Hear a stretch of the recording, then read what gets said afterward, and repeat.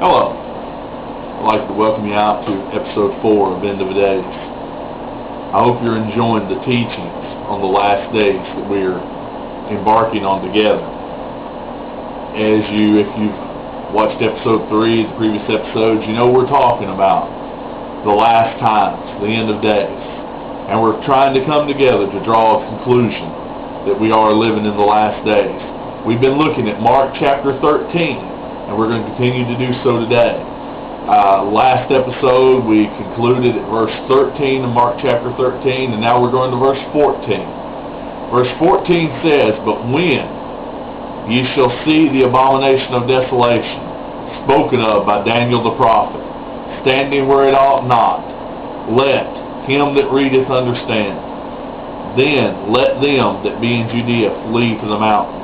Now, first of all, let me say something about this abomination of desolation that's made mention of in Daniel 9 and 27. We're going to do a lot of talking about this later, but if you have no idea what this is definitely related to idolatry in some way, shape, or form. Something unholy being set up in a holy place.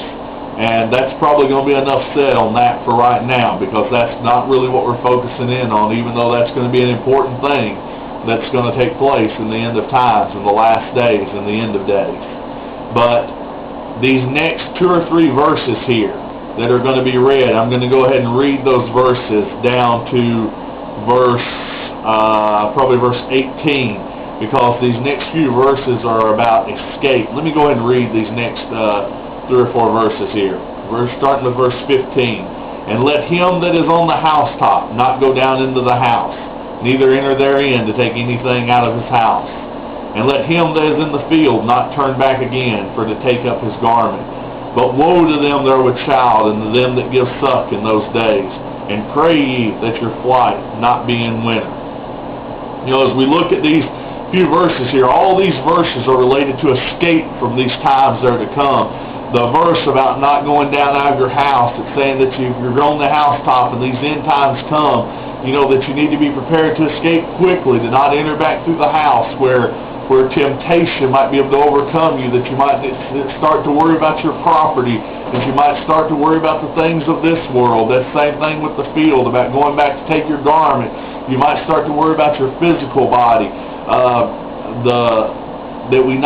We don't need to be distracted by the things of this world in these last days, because there's many things that are going to come on the face of the earth to try to distract us, to try to say, like, think about these things instead of the things of God.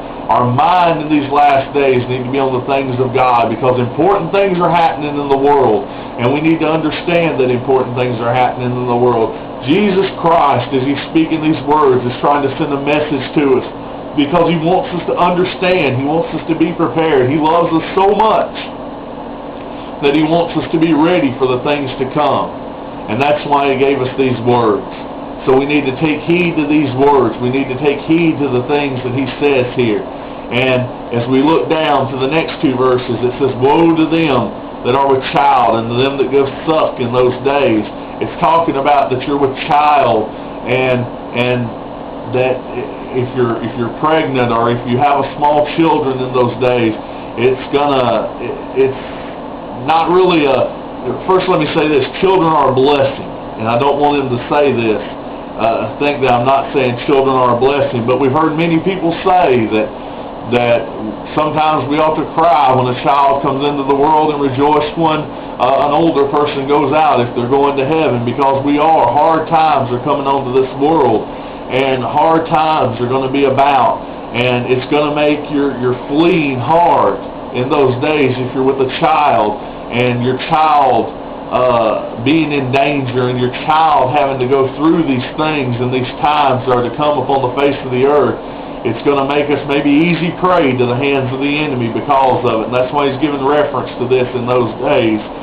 And then He says, "And pray ye that your flight be not in winter." Winter is shortened days, it's shortened times, it's roads are harder to travel. Most of this is symbolic in ways that don't let your escape be hindered in those days by anything.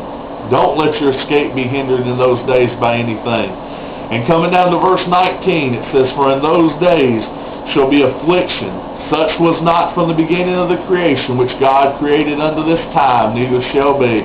You know what Jesus is saying? Jesus is saying the worst times that have ever been on the face of the earth are coming. You say, oh, Kevin, you're just being a doomsday person. You're just being someone that's, just talking about all the bad things that are going to happen, all the terrible things that are coming.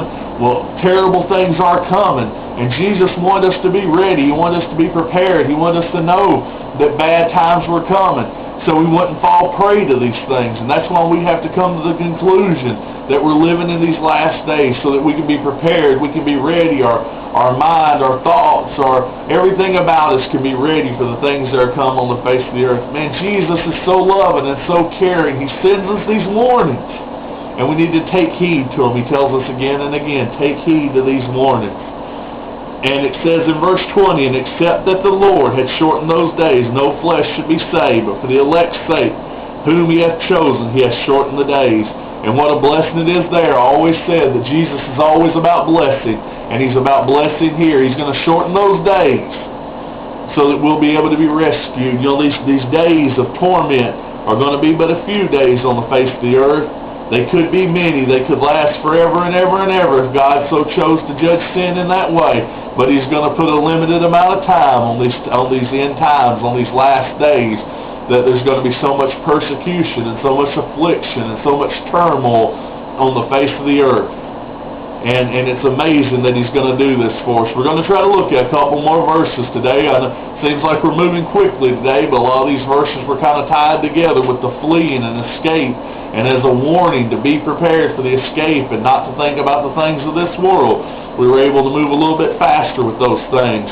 So we're down to verse 21 now, and it says that, then if any man shall say to you, lo, here is Christ, or lo, he is there, believe him not. Let me go ahead and go to the next verse too. For false Christ and false prophets shall rise, and shall show signs and wonders to seduce, if it were possible, even the elect.